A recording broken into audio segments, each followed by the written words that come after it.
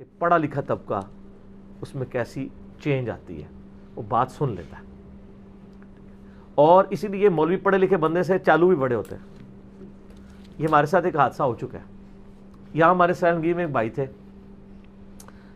عثمان بھائی کے وہ کزن لگتے ہیں. ہاں، تو وہ بیچارے ریورٹ ہوئے نئے نئے، تو وہ اب دیوبندی، ان کے والد صاحب کٹر دیوبندی، دیوبندیوں کا بہت بڑا مدرسہ. تو انہوں نے سنت کے مطابق نماز شروع کی، تو وہ جناب ان کا جی طرح منڈا تے گمراہ ہو گیا. مفتیوں کو پہلی فکر پڑ جاتی ہے. آپ نماز نہ پڑھیں تو کسی مفتی کو یہ فکر نہیں ہے کہ وہ اپنے کسی مقتدی کو کہے کہ تیرا بیٹا گمراہ ہو گیا. آپ نماز رفع الیدین سے پڑھ لیں تو وہ گمراہ ہے. یہ فرق دیکھا آپ نے؟ اچھا، تو ان دنوں، یہ بہت پرانی بات ہے، 7-8 سال پرانی بات ہے. ان دنوں میں پھر بھی کبھی کبھار رسک لے لیتا تھا علماء کی خدمت میں حاضری کا. اب دور دور سے اسلام کرتے ہیں. تو وہ یہ لوگ مجھے لے گئے. اب مجھے پتا تھا کہ ان کے ساتھ ڈیل کیسے کرنا ہے، کیونکہ آپ کو پتہ ہی، مجھے یہ پتا ہے کہ یہ دنیا کے پروفیسر تو ہے نہیں کہ میں ان کو کوئی بات بتاؤں گا تو مان لیں گے. تو اس کے لیے آپ کو بڑے طریقے سے چلنا پڑتا ہے، پڑھے لکھے طریقے سے. اور پڑھے لکھے لوگوں کے یہ قابو آتے ہیں. ان کو نہیں پتا تھا کہ میں انجینئر ہوں یا اس طرح دنیاوی طور پہ پڑھا لکھا بندہ ہوں. ان کا جی اس طرح ایک منڈا کھنڈا ہی ہے. اچھا جی، وہ جب بیٹھے تو وہ انکل جی بیٹھ کے، ان کی داڑھی نہیں تھی، عام دیوبندی تھے جن کا وہ بیٹا تھا، بیٹے نے داڑھی رکھی ہوئی. تو وہ بڑے اچھے طریقے سے ماشاءاللہ ماشاءاللہ جو ایک سٹائل ہے، تو مسکرا کے ملے. اور یہ وہ ہمیں تو پتا تھا تھوڑی دیر بعد یہ مسکراہٹ جھاگ میں بدل جائے گی، یہ ہمیں پتا ہوتا ہے کیونکہ کئی دفعہ ایکسپیرینس ہوا ہے. وہ کہتے ہیں کہ میں نے کہا جی بتائیں حضور. ان کا جی آپ نے کس طرف ان کو لگا دیا؟ میں نے کہا جی بات یہ ہے کہ ہمیں آپ سے بنیادی اختلاف ہے کہ آپ کے عقیدے کتاب و سنت کے مطابق نہیں ہے. رفع الیدین تو چھوٹی چیز ہے، ہم آپ کے عقیدوں کو غلط سمجھتے ہیں، آپ کے بزرگوں کے عقیدوں کو غلط سمجھتے ہیں. حضرت ابراہیم علیہ السلام نے کہا تھا نا، انتم وآباؤکم فی ضلال مبین، تم بھی گمراہ، تمہارے بزرگ بھی گمراہ. تو ابراہیمی خون ہے، ٹھیک ہے نا. ملت ابیکم ابراہیم هو سماکم المسلمین من قبل وفی ھذا ما کان ابراہیم یہودیا ولا نصرانیا ولکن کان حنیفا مسلما وما کان من المشرکین. جو مشرک نہیں ہوتا سر، وہ دلیر بہت ہوتا ہے، مشرک بزدل ہوتا ہے. تو وہ کہنے لگے کہ جی کون سے عقیدے؟ میں نے کہا جی آپ المحند علی المفند لے کے آئیں نا ذرا. اب المحند المفند کا تو انکل جی کو نہیں پتا تھا نا. میں نے کہا جی انکل جی آپ کو پتا ہے کہ آپ کے بزرگان دین نے اس امت پہ احسان کیا ہے کہ انہوں نے اپنے سارے اچھے اچھے عقیدے انورٹڈ کاماز میں جمع کر کے ایک چھوٹی سی کتاب لکھی ہے، المحند علی المفند. تو سر المحند کا راگ ہم 7-8 سال سے لاپ رہے ہیں. اب تو خیر بچہ کہہ رہا ہے، اب تو المحند ختم ہو گیا، المحدث علی المفند، مفندین آ چکی ہے. ایک انجینئر اتنے پاگلوں پر.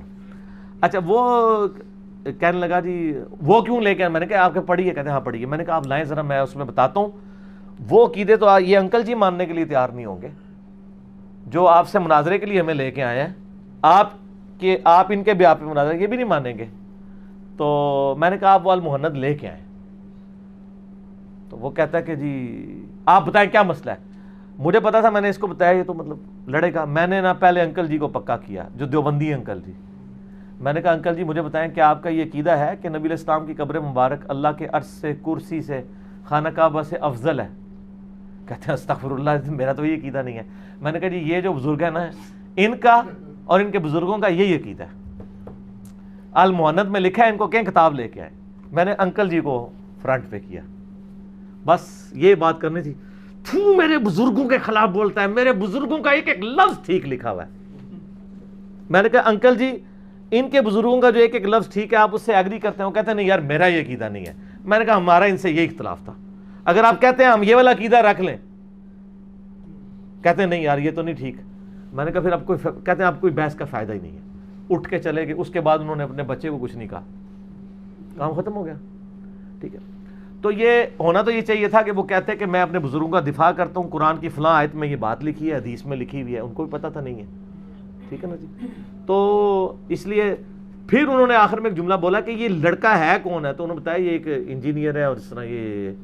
ان کا آپ نے پہلے کیوں نہیں بتایا کہ یہ پڑھا لکھا بندہ ہے؟ پڑھے لکھے بندے تو گمراہ ہوتے ہیں، ہم تو ان سے بات بھی کرنا گوارا نہیں کرتے. یہ بات اصل میں نے آپ کو بتانی تھی مفتی صاحب کی، کہ پڑھے لکھوں سے یہ جھرک جاتے ہیں، کیونکہ ان کو پتا ہے کہ جب ان کو کاٹنے لگیں گے نا، یہ پہلے گھیچی پکڑ لیں گے ہماری. ٹھیک ہے نا، وہ دانت کھلے ہی رہ جائیں گے ایسے کر کے. ٹھیک ہے نا, تو وہ دانت بند نہیں ہوں گے, ٹھیک ہے, یا بند ہوں گے تو یہ پہلے ہی پکڑ لیں گے, کھول نہیں سکیں گے. آپ کو پتا ہے مگرمچھ جو ہے نا 3000 پاؤنڈ کی طاقت سے یہ اپنے جبڑے بند کرتا ہے, لیکن کھولنے کی طاقت اس کی بہت کم ہے. اگر آپ اس کو ایک ہاتھ سے بھی یوں پکڑ لیں جبڑا کھول نہیں سکتا. 3000 پاؤنڈ 1500 کلو گرام وزن آپ اٹھا سکتے ہیں؟ میرا تو اپنا وزن 70-80 کے قریب ہوگا, میں کیا 1500 کلو اٹھا سکتا ہوں؟ اس طاقت سے وہ بند کرتا ہے جبڑے. تو دنیا کا کوئی جانور اس کے جبڑے بند کرنے سے, کوئی انسان بھی اس کو روک نہیں سکتا, لیکن جو اس کی کھولنے کی صلاحیت ہے نا وہ اتنی کم ہے کہ اگر آپ اس کو ہاتھ سے یوں پکڑ لینا, دیکھیں یہ اللہ کی یار یہ بھی قدرت ہے. اس کے جبڑوں میں یہ طاقت نہیں کہ آپ اس کو ہاتھ سے پکڑ لیں اور یہ جبڑے کھول سکے. اسی آپ دیکھیں وہ اتنے بڑے بڑے کروکوڈائلز کو پکڑتے ہیں, ساتھ ہی ٹیپ لپیٹ دیتے ہیں. ٹیپ کیا چیز ہے, آپ رسی بھی لپیٹ دیں 3000 پاؤنڈ کے آگے تو لوہے کی رسی بھی کچھ نہیں کرتی. لیکن یہ اللہ نے اس میں کمزوری رکھی ہوئی ہے, آپ کے علماء میں بھی یہ کمزوری ہے. اگر آپ ٹائم کے اوپر ان کو ٹیپ لگا دینا اس طریقے سے جس طرح میں نے لگائی ہے, پڑھے لکھے طریقے سے, یہ 3 لاکھ پاؤنڈ بھی ہو یہ کھول کچھ نہیں سکتے. تو وہی ہوا کہ وہ اس کے جبڑے میں نے پہلے ہی بند کر دیے, تو وہ کھولنے کی طاقت پتہ ان کو نہیں ہوتی ہے. تو اس لیے یہ میں نے ایک تفنن کے طور پہ آپ کو باتیں سمجھا. چلیں جی حافظ.